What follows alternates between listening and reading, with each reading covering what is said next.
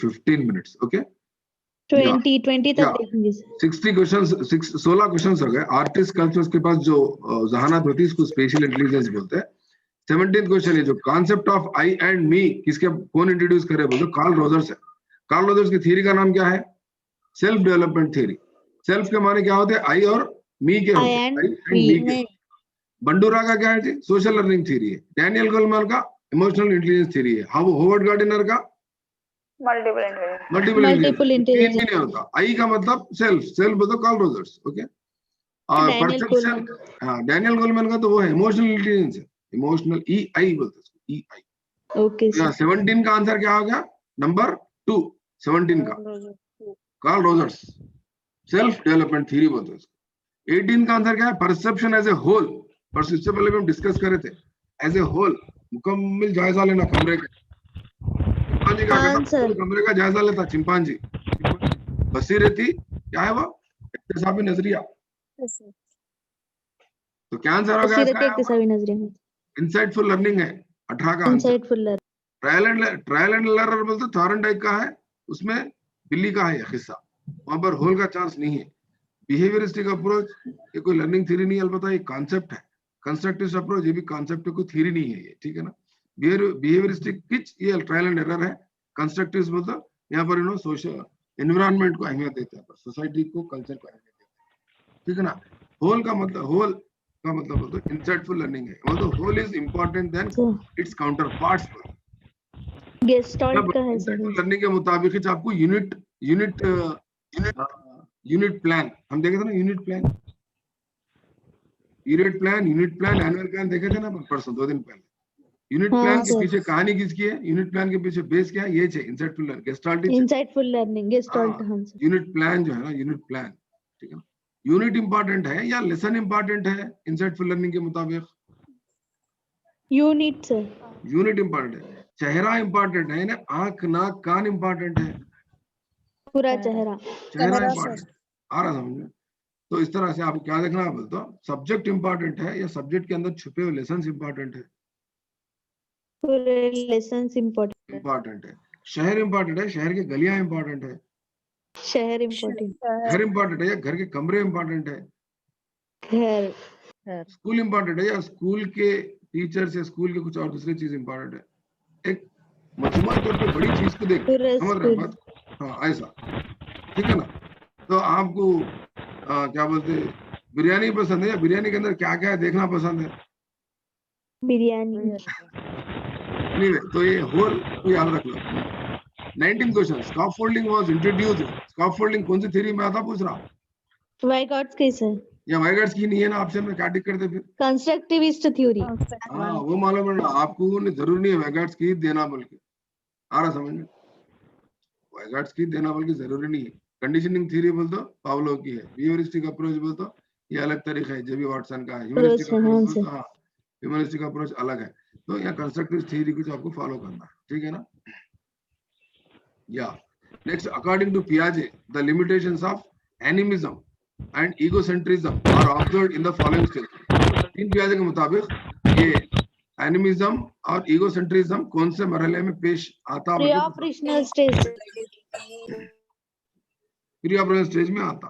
फिर ये मसले दूर कौन से स्टेज में होते हैं? ये मसले दूर होने का स्टेज कौन सा है? कंक्रीट ऑपरेशनल स्टेज में दूर होते हैं। सिखाया था ना मैं आप लोगों को? हाँ सर, उसमें होरेसिस में नहीं होते सर, इसमें होरेसिस में। ये 2 चीजें मालूम है ना। एनिमिज्म मतलब गुड़िया के साथ खेलना, बेजानदार चीजों से खेलना।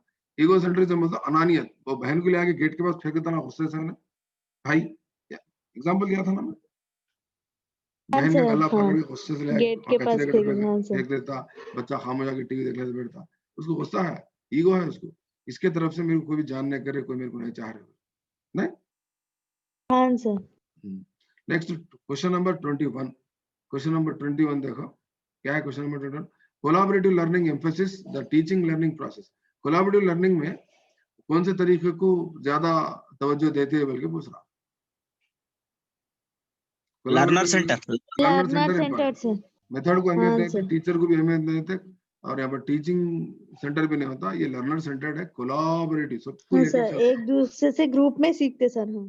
तो लर्नर को अहमियत देते हुए वहां पर क्या करते, कोलैबोरेटिव लर्निंग एम्फेसिस कर रही है मेथड को बोल के बता, लर्नर सेंटर को बता, ठीक है ना। क्योंकि लर्नर सेंटर्ड टीचिंग मेथड्स में का एक तरीका में कोलैबोरेटिव लर्निंग में बोला था, कोलैबोरेटिव टीचिंग, ठीक है ना। When a science teacher and students are engaged together in a botanical garden, Hyderabad में botanical garden है, मालूम है आपको? botanical garden में बच्चे भी गए थे और टीचर भी गए थे, कुछ सीख रहे थे जाके। वो मरहला कौन सा पूछ रहा ना, कौन सा कॉन्टेक्स्ट है पूछ रहा, सोशल कॉन्टेक्स्ट है, कल्चरल है, लर्निंग कॉन्टेक्स्ट है, या लर्निंग कॉन्टेक्स्ट। तो एक स्टूडेंट पूछा मेरे को पुरानी क्लास में, sir learning context learner context में डिफरेंस क्या है? लर्नर कॉन्टेक्स्ट बोले तो सिंगुलर होगा, एक ही बच्चा बोल के बता रहा हूँ, और बोलते सो एक स्टूडेंट को लेकर है यहाँ पर। लर्नर कॉन्टेक्स्ट से मतलब स्टूडेंट से लेकर है, यहाँ साथ में उनके उस्ताद भी है सीखने वाले, नहीं उस्ताद भी सीख रहे हैं बोटैनिकल गार्डन में। हाँ सर, उन्होंने ऐसे स्कूल स्टूडेंट है पर बड़े बड़े साइंस की चीजें सीख रहे हैं अंदर जाके देख के ताजुब करके, अम्मा ये वो ये क्या वो क्या, प्रोफेसर हमको पूछ के सीख रहे हैं। तो यहाँ पर क्या हो रहा था, टीचर और स्टूडेंट दोनों भी क्या कर रहे हैं, सीख रहे हैं। सीखने का मरहला है तो ऑनगोइंग प्रोसेस है वो। लर्निंग क्या है उस वक्त बोटैनिकल गार्डन के अंदर, क्या है ऑनगोइंग प्रोसेस है। तो वर्ब में ये लर्नर मतलब नाउन होगा, वर्ब ना होता ना, लर्नर वर्ब है नाउन है, बोलो मेरे को लर्नर, इंग्लिश वाले बोलो मेरे को, इज लर्नर ए वर्ब और नाउन? वर्ब लर्नर नाउन है सर, नाउन है, लर्निंग वर्ब है सर। हाँ लर्निंग वर्ब है। तो ऑनगोइंग प्रोसेस में नाउन को लेना, वर्ब को लेना, ऑनगोइंग प्रोसेस में वर्ब सर, वर्ब को लेना सर, वर्ब चलते रहता ना। हाँ सीख रहे कहते हो, सीख रहे होगा। तो आपको क्या करना है बोलो तो, ऑनगोइंग प्रोसेस रहने से वहां पर आप क्या लेना है बोले तो, लर्निंग को टिक करना है आपको। लर्निंग कॉन्टेक्स्ट चल रहा है वहां पर, सीख रहे हो ongoing process. Self paced learning किसमें आता है बोल के पूछ रहा है, कहाँ पर मुमकिन है बोल रहा। सेल्फ पेस्ड लर्निंग कौन सी थ्योरी में? एक्टिविटी बेस्ड में मुमकिन है, प्रोग्राम एंड इंस्ट्रक्शन में मुमकिन है, होल क्लास टीचिंग में मुमकिन है, टीचिंग इन स्मॉल ग्रुप्स मुमकिन है। ये 23 पे स्टार भी डाला, देखो मैं सीखता खुद। और आप लोगों कैसे क्या करा था बोलते, कल नोट्स भी भेजा था मैं। किसके क्वेश्चन, किसके नोट्स भेजा था? स्किनर के क्वेश्चंस भेजा, स्किनर के, बीएफ स्किनर के नोट्स भेजा था ग्रुप में। कोई देखे बीएफ स्किनर के नोट्स? आप लोग कब सीख सकते होता है, हमारे कोच क्या की भेजे, क्या की दिख रहा, लॉजिक दिख रहा, वो देख लेना नोट्स। ये क्वेश्चन नंबर 23 के लिए नोट्स भेजा था आपको, सीख लेना बेटे। है याद नहीं है? आप क्या भेज रहे हैं कि क्या नहीं कि सर समझ नहीं आ रहा, खाली बोल रहे, सुन रहे हैं बस, क्या फिर बोलेगा सर होता है। सेल्फ लर्निंग किसमें मुमकिन है बताना है खुद। प्रोग्राम्ड इंस्ट्रक्शन सर, उसमें एक से एक जोड़। अब यहाँ टिक्कर से देख के मत बोलो आप, अलबत्ता आपको मैं नोट्स भेजा हूं, देखे ना देखे देख लो। स्किनर बोल तो प्रोग्राम ना सर, स्किनर के उसमें। स्किनर को प्रोग्राम कैसा बोलते बोला, क्या हिसाब से प्रोग्राम बोलते स्किनर को? उसके पीछे बड़ी कहानी है। स्किनर का जो स्किनर के थ्योरी का नाम क्या है? स्किनर के थ्योरी का नाम क्या है? Operant conditioning. Operant conditioning theory नहीं होता ना, तो मशरूती मतलब पावलो का है। ऑपरेंट, हाँ कौन सी मशरूती? अमली मशरूती, अमल होता है यहाँ पर। तो यहाँ पर तो उसका वो स्किनर के थ्योरी की देन, स्किनर की थ्योरी का गिफ्ट क्या है बोले तो, मैं आपको नोट भेजा था, नहीं देख सके आप लोग? Yes sir, programme learning theory उनकी। हाँ सर, प्रोग्राम लर्निंग सर उन्होंने इन्वेस्ट करने। हाँ मैं आपको कल नोट्स भेजा था, देखना था। उसमें एक सेपरेट जेपीजी भेजा था, एक पीडीएफ है और जेपीजी है। उसमें 2-3 फोटो भेजा मैं, खास तौर पे ये क्वेश्चन के लिए भेजा मैं, कंफ्यूज होते देख लो बोल के। तो देखे और सही आंसर दे सकते। देखो ग्रुप में मैं जेपीजी भेजा, इमेजेस, ये पीडीएफ अलग है भेजा सर, वो जेपीजी है। उसमें स्किनर की थ्योरी के बारे में जिक्र है। वहां एक नोट लिखा हुआ है, programmed learning is the gift of BF Skinner's operant conditioning theory बोल रहे हैं। जैसे project method is the gift of, project method is the gift of pragmatism.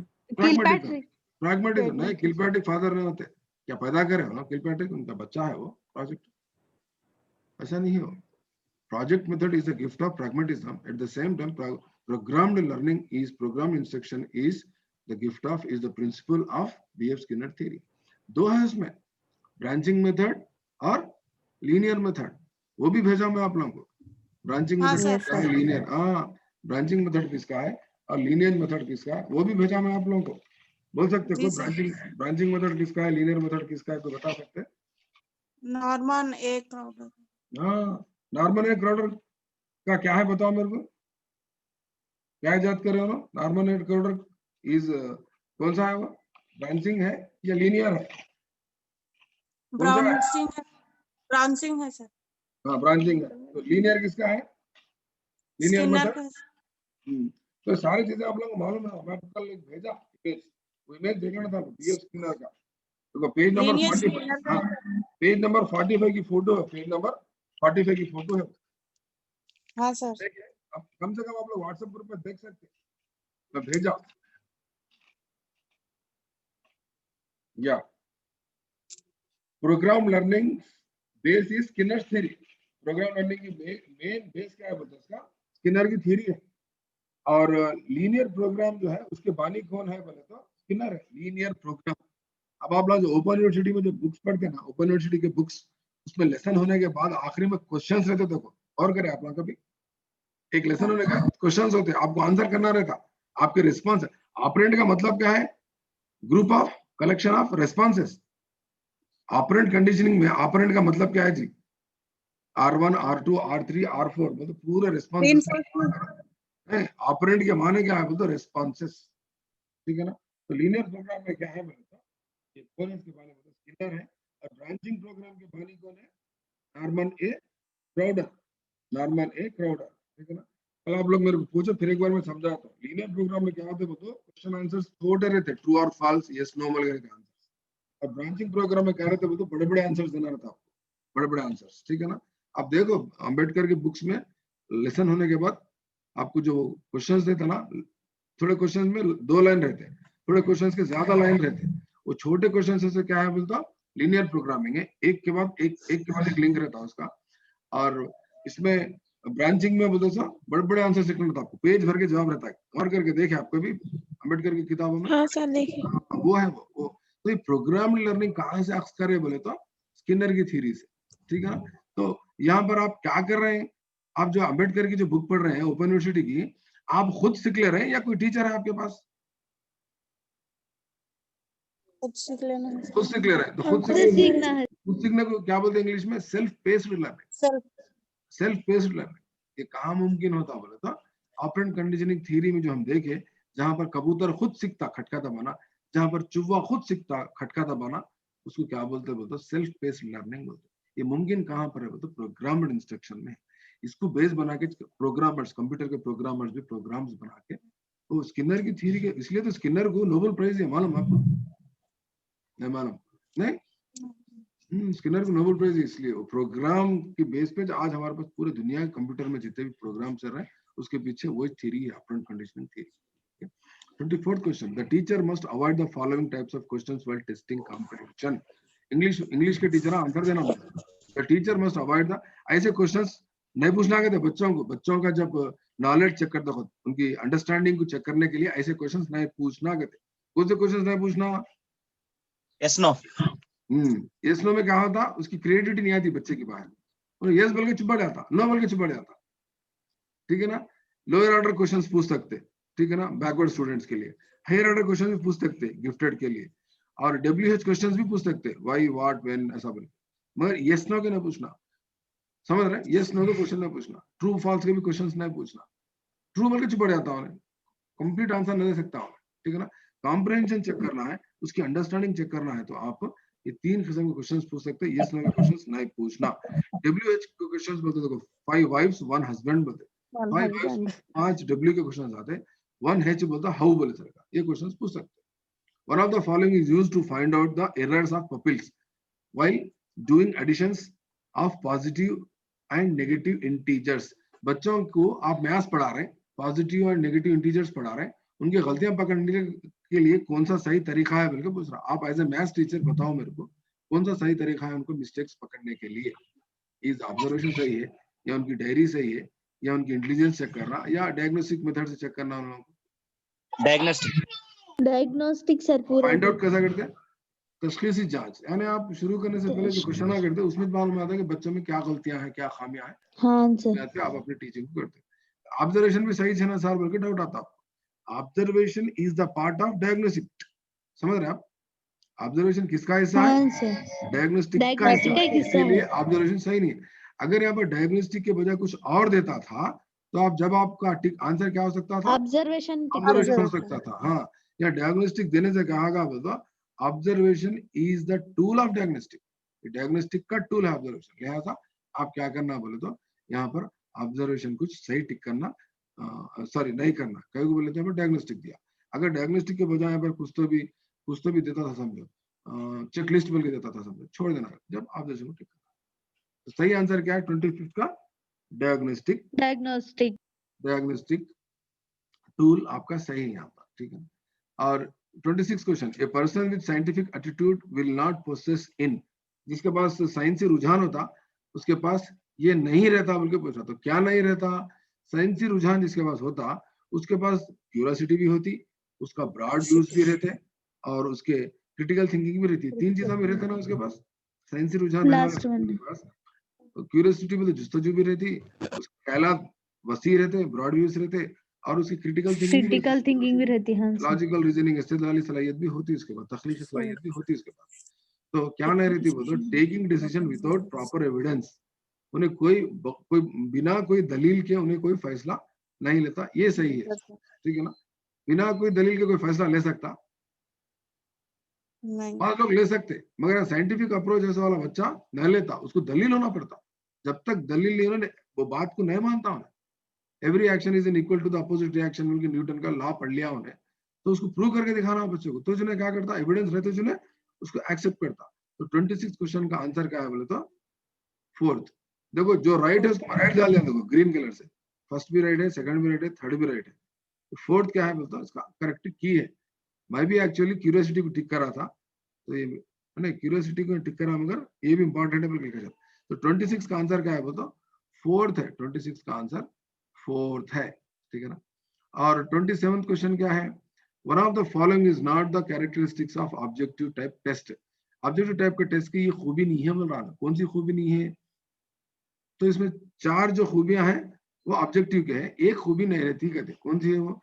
देखो यहाँ पर, one can write the answer by questioning, by guessing.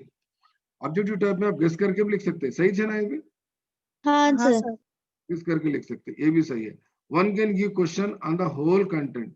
Objective type में क्या कर सकते हैं बोलता, पूरे कंटेंट पे क्वेश्चंस बना सकते हैं ऑब्जेक्टिव टाइप में, छोटे छोटे सर बना सकते, पूरे कंटेंट पे भी क्वेश्चंस बना सकते हैं, ये भी सही है, बना सकते सर, ठीक है ना। और फोर्थ क्वेश्चन, फोर्थ आंसर देखो रिलायबल, ये रिलायबल भी रहता ना, आप काबिल एतमाद भी रहता ना ऑब्जेक्टिव टाइप का क्वेश्चन पेपर, इसलिए अपने को टीएसपीएससी सीटेट में ऑब्जेक्टिव टाइप भी देते, क्योंकि काबिल एतमाद होता हो। सीटेट क्या आपका डिस्क्रिप्टिव है ऑब्जेक्टिव है? ऑब्जेक्टिव क्वेश्चन पेपर क्यों बनाते बोलते हो, उसमें रिलायबिलिटी क्या रहती, ज्यादा रहती, समझ रहे हैं बात को, कोई गुंजाइश नहीं रहती सब्जेक्टिविटी की, अपने दाखिलियत की कोई गुंजाइश नहीं रहती, दाखिली कैफियत की कोई गुंजाइश नहीं रहती। कोई आपके मार्क्स कम भी नहीं कर सकता, कोई ज्यादा भी नहीं कर सकता, जितने हैं उतने मशीन को देना पड़ता, मशीन में रखते निकालते, जितने आंसर आते आंसर मार्क्स कहाँ आते आपको, उसमें रिलेबिलिटी ज्यादा रहती। तो 27 का आंसर क्या है? तो 3 है, कहीं को बोलते हो difficult to score. One of the following is not the characteristic of objective type, difficult to score बोल रहा। Essay type questions difficult to score होते हैं एक्चुअली, एसे टाइप में बहुत लंबा लिखना रहता आपको एक्चुअली। तो ऑब्जेक्टिव टाइप में क्या है बोले तो डिफिकल्ट टू स्कोर नहीं है, कभी कभी इजी टू स्कोर भी आता, आप गेस करके भी आंसर ला ले सकते हैं, आप स्कोर कर सकते हैं आप। ऐसे टाइप में लंबा लिखना पड़ता, आपकी राइटिंग मालूम होती, क्रिएटिविटी मालूम होती, लैंग्वेज मालूम होती, उसमें क्या होता तो मार्क्स 10 मार्क्स का क्वेश्चन है तो आपको 2 भी डाल सकते हैं, 1 भी डाल सकते हैं, 0 भी डाल सकते हैं, ऐसे टाइप में, समझ रहे हैं बात को, ऐसे टाइप में। तो ऐसे type questions difficult to score, ऐसे टाइप में आप स्कोर करना बहुत मुश्किल हो जाता। यहाँ पर ऑब्जेक्टिव टाइप में क्या होता बोलते हो, आप स्कोर करने के लिए यहाँ पर इजी है। यहाँ पर आप अंदाजे से गेस करके सब कुछ सी सी सी सी सी सी लगा दो, 100 में से कम 20 मार्क्स तो आते ना आपको, नहीं आते? आते सर, ऑब्जेक्टिव सब कुछ ही लगा दो, कुछ भी नहीं पड़े, खाली से बाहर आके बोलोगे मैं कुछ भी नहीं पढ़ी, क्या होगी टिक कर गई, मैं पास हो गई, सीटेड बोलते, थोड़ा बोलते ना बोलते। हाँ सर, वो जमील सर पढ़ा रहे थे, उनकी क्लास भी अटेंड नहीं करी मैं, बाहर उसके अपने को आ गया बोलते। तो ये कभी कभी क्या है बोले तो ये एक कैरेक्टरिस्टिक क्या नहीं है बोल रहा हूँ, ठीक है ना।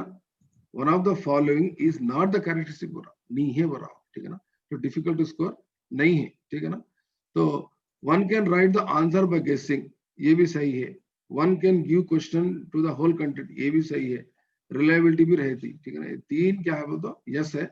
ये एक नॉट है, नॉट डिफिकल्ट टू स्कोर, ठीक है ना। 27 क्वेश्चन समझ गए, कंफ्यूज है वो बोलिए मेरे को। आप कुछ कंफ्यूजन है? समझ गए ना। यहाँ पर क्वेश्चन में देख लेना, आप कौन सी चीज पूछ रहा है। नहीं है, सब पूछ रहा, नहीं है बोल रहा, नहीं है।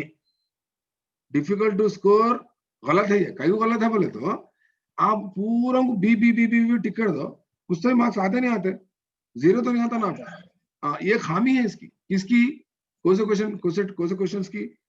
Objective type question. Objective type test में खामी क्या है बोले तो नए पढ़े तो बच्चा भी थोड़ा मार्क्स ला सकता। कैसा ला सकता? गेसिंग को मौका है वहां पर, ठीक है ना। देखो गेस को मौका है, फर्स्ट पॉइंट। दूसरा क्या है बोलते आप, सबको same D D D D D tick कर दो, कुछ तो मार्क्स आते हैं आपको, कुछ तो मार्क्स आते हैं। हाँ, वो है यहाँ पर खामी। तो कौन सी खामी है पूछ रहा था, ये टिक कर देना। रिलायबिलिटी है जो उसमें, पूरा होल्ड कंटेंट कर सकते, गेस भी कर सकते। 3 सही है, 1 गलत है, ठीक है। 28 the method that is most suitable for teaching food habits of birds। Birds के फूड हैबिट्स को सिखाने के लिए कौन सा सही तरीका है पूछ रहा। कौन सा सही तरीका है? Project method. कौन सा सही तरीका है? Project method. बच्चे क्या करते, परिंदों के घोंसलों में जाके परिंदों के झाड़ों के पास ठहर के मतलब बच्चे सीखते क्या बोल के, परिंदों के खाने का तरीका क्या है, उन्हें कैसा खा रहा, फ्रूट में चुबा के खा रहा, या जमीन पे चोंच मार के खा रहा, या खेत में जाके खा रहा, फूड हैबिट्स, या घास खा रहा, ठीक है ना। कौन सी चीज क्या खा रही, कोई गोश्त खा रहे, गोश्त खोर होते थोड़े, कौन से कवे वगैरह नहीं। तो कौन सा परिंदा कौन से तरीके से खाना खाने की उसकी आदत है, तुम लोग रिपोर्ट बनाओ तो बच्चों को कौन सा तरीका सही रहता, प्रोजेक्ट मेथड सही रहता। लेक्चर मेथड में करते हैं बच्चे, होता पॉसिबल है। लेक्चर मेथड क्या है? Teacher centric sir, only teacher. हाँ, लेक्चर मेथड में या लेक्चर डेमोन्स्ट्रेशन मेथड में, दोनों में भी रहता। ह्यूरिस्टिक मेथड में क्या होता है बोलते हो, कंट्राइव्ड एक्सपीरियंसेस ह्यूरिस्टिक सही नहीं होता। तो रियल एनवायरनमेंट में काम करने का तरीका क्या है, प्रोजेक्ट मेथड, ठीक है ना। तो I am stopping my class over here, मुझे थोड़ा काम है। हाँ बोलिए सर, ये ह्यूरिस्टिक मेथड थोड़ा एक्सप्लेन करिए ना। ह्यूरिस्टिक मेथड क्या होता बोले तो वहां पर कंट्राइव्ड एक्सपीरियंसेस होते हैं बच्चों को। कंट्राइव्ड एक्सपीरियंस होता है, वहां पर लोग क्या देते बोले तो एक मसनवी एक वो देते हैं उनको, क्या बोलते हैं, माहौल दे देते, मसनवी माहौल देखा पर क्या बोलते हैं, तुम समझो यहाँ परिंदे बैठने की जगह है, परिंदे ऐसा के बैठते, तुम यहाँ पर प्रोजेक्ट करो। एक वहां पर क्या होता बोलता, टीचर्स क्या करते बोलता, ऑब्जेक्टिव समझाते उसके, वहां पर जस्ट बच्चों को क्या करना रहता, मसनवी तरीके में काम करना रहता, मसनवी माहौल में। उसको ह्यूरिस्टिक अप्रोच बोलते हैं। Heuristic approach. I will explain you tomorrow. Don't worry. Can you ask the same question tomorrow? Okay, sir. Okay, sir. क्योंकि मेरे को थोड़ा टाइम प्रिपेयर होना है मेरे को। सेम क्वेश्चन कल आप पूछे, मैं डिटेल में समझाता हूँ। Wish you all the best, all the best. Allah